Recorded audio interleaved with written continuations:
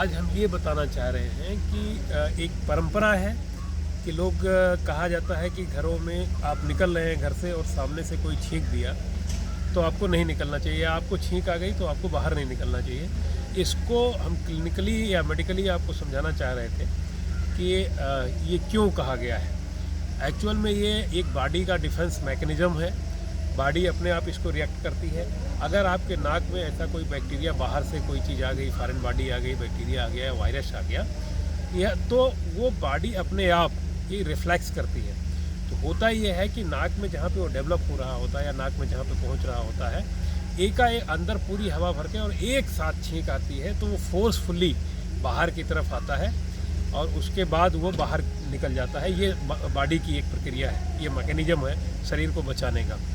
अब इसमें ये है कि क्यों कहा गया कि नहीं जाना चाहिए, वो इसलिए क्योंकि जब भी छींक आती है तो एक जो हमारी एकेडमिक कहती है कि लगभग 40,000 ड्रॉपलेट्स वो बाहर निकलते हैं और 7 से 8 मीटर तक फैल जाते हैं। और उन ड्रॉपलेट्स में बैक्टीरिया या वायरस हो सकता है जो आपके नाक के माध्यम से आया, छींक के माध्यम से आया है।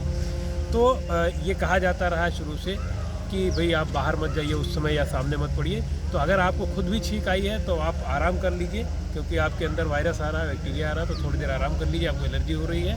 और अगर सामने वाला छींक दिया तो 7-8 मीटर के दायरे में चूँकि वो ड्रॉपलेट्स होते हैं, वो ड्रॉपलेट्स आपको नुकसान पहुँचा सकते हैं। इसलिए आपको बाहर उसमें नहीं निकलना चाहिए। ये उस जो परंपरा थी उसको जस्टिफाइड करने के लिए इसको मेडिकली समझाना जरूरी था।